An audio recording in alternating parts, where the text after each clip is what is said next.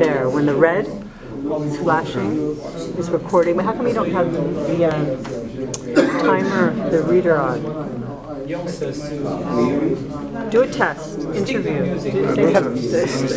Hello. Hello. Hello. Hello. Hello. What is your name? Mr. Livingston Huggins. Hi, Mr. Livingston Huggins. My name is Victoria Baucom, and I'm here to ask you some questions about your intangible cultural heritage skills that you've been displaying for your community.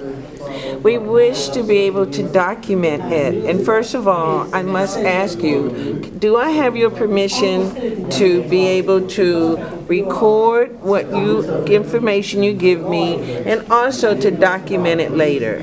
Yes, I give permission to do that. Okay, thank you so much. Okay, we would like for you to just tell us a little bit about yourself. Well, I grew up in Buckley's estate, the Buckley's estate community. I don't know if you know about the 1935 Uprising. I'm living in that same community where they had the 1935. They say it's a riot, but it actually was an uprising, and because of that uprising, it spread throughout the other island in the Caribbean. Is that right? So you're saying that this little country called St. Kitts was responsible or triggered other countries to fight for their freedom? Yes, remember St. Kitts is the mother colony of the West Indies. Well, when you say the mother colony, what does that mean? It was the first island that was settled by the British back in 1624. But I thought Bermuda was the first one that they actually settled on. But then I understand it was St. Kitts. Now, did they choose St. Kitts, do you think, because of the location over Bermuda? I don't know. I haven't heard the reason why they chose St. Kitts. I would think it was the location, because when I look at St. Kitts is right, it's like a gatekeeper into America. It's a gateway. So, and then also when you look at the terrain of St. Kitts, the fact that the mountains are in the middle, and if they needed to be able to look out to see who the enemy was, that this was a good vantage point. But to me, one of the most important things is that we have water. Antigua doesn't have water.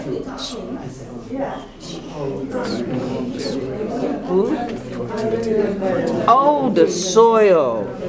Absolutely. Our soil is very rich. They call it fertile land. Diamega means fertile land. So that's why I would have imagined that this would have been chosen, because of the location, the fertile land, the fact we have water, we have the mountains in the middle of the island, so you have flatlands around the seashore, the shorelines, which makes it easy for transportation and things of that nature. Oh, so that's very good. So I guess that's all a part of why we also have been chosen for this particular project, the intangible cultural heritage. Now you're saying that you live in an area where the first revolution, which they call the riot, but we call the uprising, occurred, right? Now what was the conditions that were they slaves at this time, or were they free men? They were enslaved because they were forced to really and truly, it was 100 years after the emancipation of the slavery. So it was after slavery. It was after slavery. What the workers were asking for is just an increase in the wages, because the year before they had a very successful season in the sugarcane industry. So that was the industry, the sugar? Yeah. Some estate gave increase, and they actually gave bonuses. Some gave two pence, and some gave 8 pence. but the workers at Buckley were just asking for a half, and yes, just a half.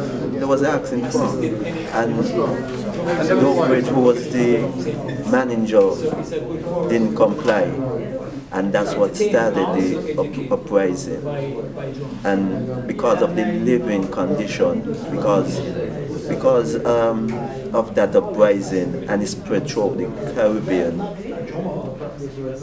the mother colony, England, sent down Lord Moore to do the mowing commission, and they find out that the working condition and the living condition were terrible, and what the people was they actually said that they take a chance because they want the children to live in a better condition. The way that caused the uprising. So in other words, are you saying to me that because they weren't slaves, but they were still servants working under intolerable conditions, yes. but they revolted, and as a result of revolting, then they were able to get a measure of the whatever their demands were met. Is that correct? Were their demands met? Some of the demand were, but at least the condition was improved, the living condition. They get health care, and they had education, better education. People were then able to go to England for better, improved education, and the health care was improved. Well, then I'm very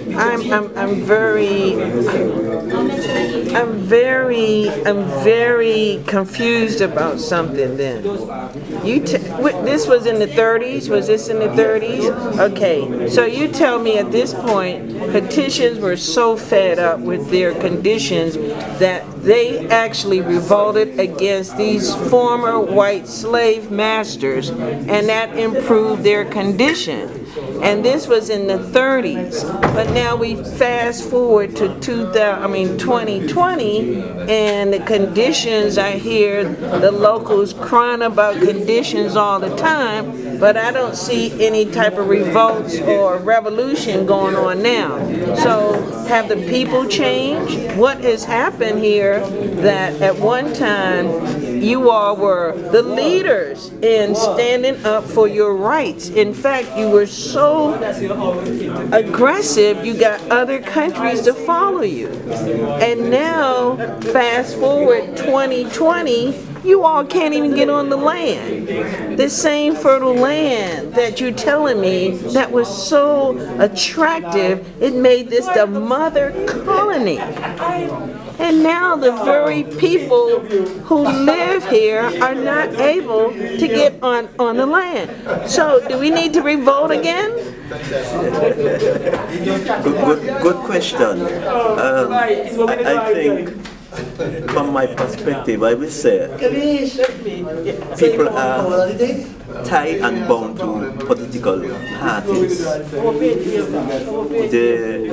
They not want to seem as if they go against their own. They seem as if they had it in more for,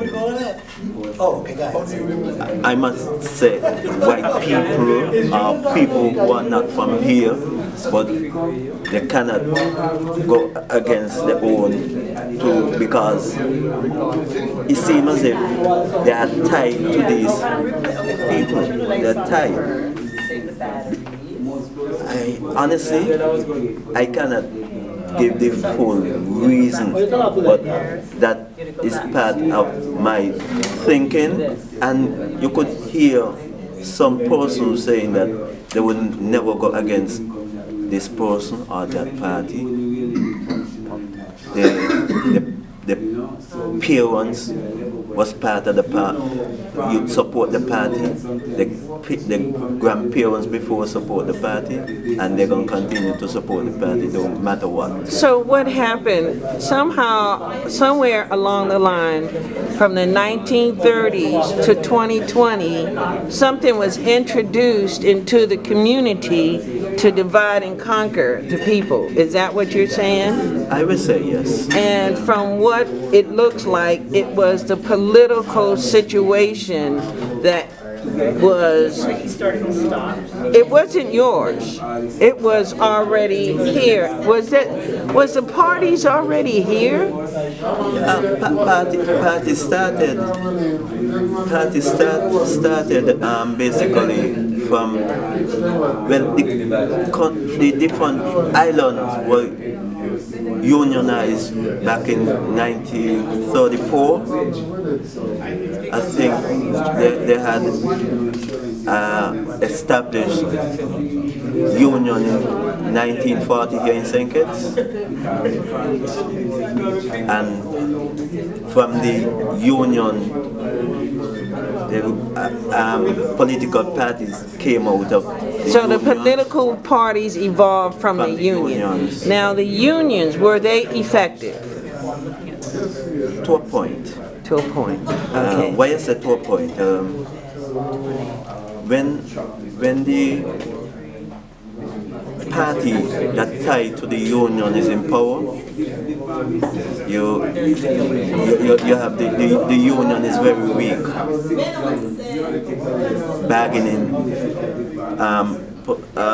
bargaining for the workers.